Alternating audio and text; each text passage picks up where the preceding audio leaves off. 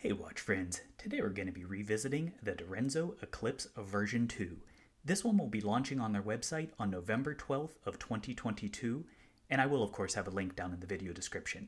In case you missed it, I did previously do a full review of the black version. That goes into great depth, and I do encourage you to go back and check that video out if you haven't already seen it.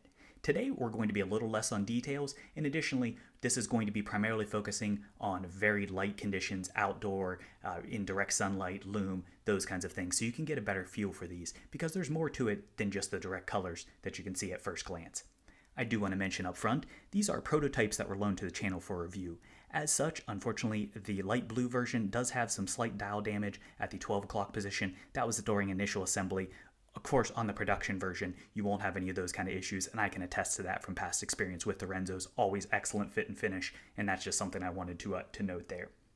As we get into these, I'll go ahead and first start off, and we can have a quick refresher and just kind of recap of the basic specifications. This is coming in at 40.1 millimeters for the case at roughly 3 to 9. The bezel kicks out to 40.5 millimeters.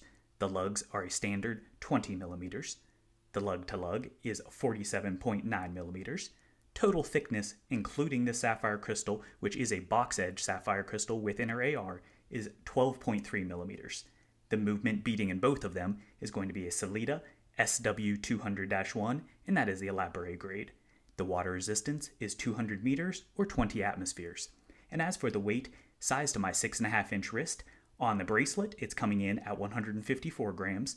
On the strap that we'll look at momentarily is coming in at 94.3 grams, and for the head only, in case you want to put your own straps on, it's coming in at 77.6 grams. As I mentioned in the full review, if you checked out the comments, Direnzo confirmed that they unfortunately did accidentally send me the older style of the Tropic strap. So in that video, I noted that it did not have quick release spring bars, but we checked it out overall, and I like the strap as a whole. Nice, pliable, and very appealing there. Additionally, it has an older style clasp. But what I want to check out today is we're actually going to look at this white version. This is the current style. So you can see there's actually a completely different tail for this, so a little more flattened off instead of the pointed. Additionally, you might have noticed that these are longer, which I will say, as we'll see here in the footage, this unfortunately doesn't fit my wrist quite as well at 6.5 inches. I did prefer the shorter length of the black Tropic strap, but what this added is it's a little bit of a thicker strap, and I will say it's actually kind of tight on the lugs, but I haven't had it chewing up or anything like that. You can see just a tiny mark, but that's actually just the mold. Most importantly though, this adds quick release spring bars, which that's an absolute must-have in my opinion. Additionally, I think this white really looks attractive, and it's a nice pop for that overall. And then similarly, they did change the buckle as well. You can see it is actually a brushed buckle with a little more of a simplistic logo. Much prefer this style buckle as well. So I really think this is, as a whole, a better strap or a nicer strap as far as the upgrade, but I would prefer that they make a shorter option available for shorter wrist folks like myself. As you can see, it does have a lot of tail left over. All right, so checking these specific ones out, as we looked at in the full review, there are a variety of beautiful colors that are available, and we're really looking at kind of bookend contrast for these. The ones we have here are really the lightest and the darkest that you're going to have available. There is of course a white one too, so that's at least as light as the light blue is, but this gives you an idea here.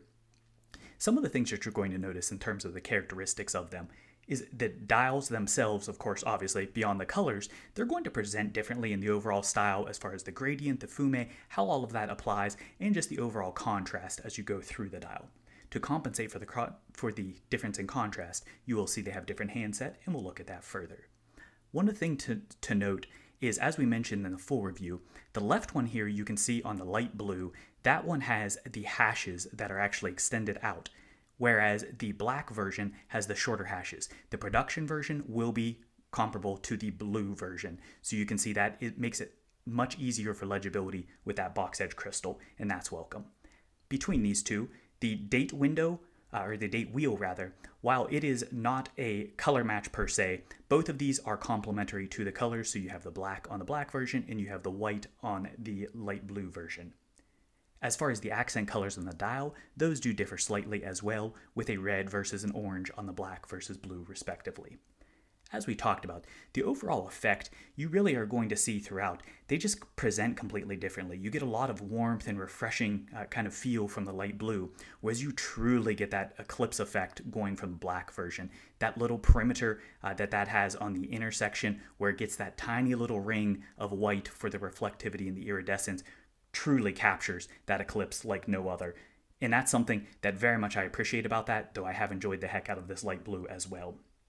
As far as the handset, as we already alluded to, the handsets are going to not only be different colors, but they're different applications. On the black version, you can see it as a polished handset and it's a standard stainless coloration. On the light blue version, that is more of a matte and it's a black, so you have a great contrast and legibility for either of these, depending on which style is your individual preference. The bezels. The bezels are going to be one of the biggest differences for these.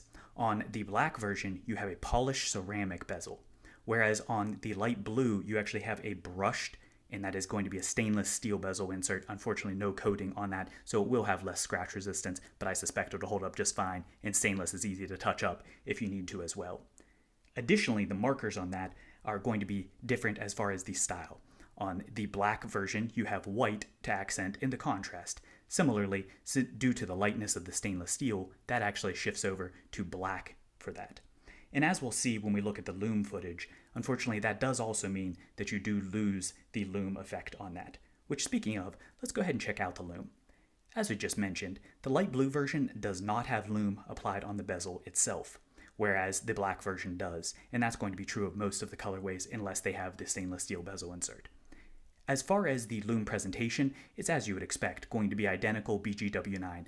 I have noticed there is some variance on these prototypes, the light blue, particularly at around the 10 or 11 o'clock position, with not showing quite as bright, but again, these are just prototypes. They typically are a much rougher finishing than you're going to have on the production versions.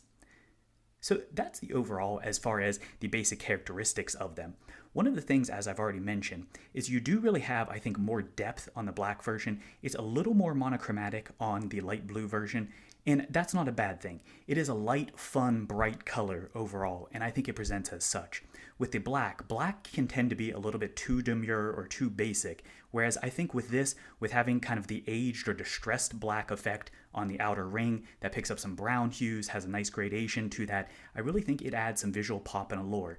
Similarly, with having a more subdued bezel on the blue version versus a little more pop on the polished version, while it is a fingerprint magnet, it does add a really nice appeal to that, and I think it just really classes up the watch overall. If I were going to pick one for a suit, obviously I'm going to go for the black version, at least that's me personally, that's much more my style. As far as just a nice summer bright watch wearing for beach or otherwise warm weather, or if I just want a little bit of happiness on my wrist, that light blue is hard to beat as well. So I really don't think you can go wrong with any of the colors, and I really like the different characteristics beyond just the coloration. You really get a completely different feel and vibe for these as far as the use case and how they're going to work overall for your individual use and need in your collection. For me personally, I'm planning on picking up one of the light blue ones, but the reason for that being the black is actually probably my favorite overall from this lineup. However, the light blue is different than anything else I have in my Direnzo collection, and I'm looking forward to adding that. Similarly, the signature version is actually fairly similar with the meteorite inlay instead of the matte black. While I prefer the eclipse effect on the matte black, I will say the meteorite is really cool. It has nice red accents to that for the date wheel and otherwise, and that's one that I don't have in my collection, so I'm really going to kind of bridge that gap. If you want to see comparisons with the Solaris or anything else, do check out that full review, and as I mentioned, I do have more detail in that, including comparisons with other Direnzo models. So there you have it. I hope this video has been helpful for you. I hope you are planning on checking this out on that launch. I highly encourage that everyone do so. I'm a big fan of Direnzo, as I said in the full review video, and I definitely think that it's worth a look. So with that being said, I hope you enjoyed this. Again, if you haven't already done so, check out that full review. And if you like this one, tap that like button. And if you haven't already done so, smash that subscribe button. Thanks for watching.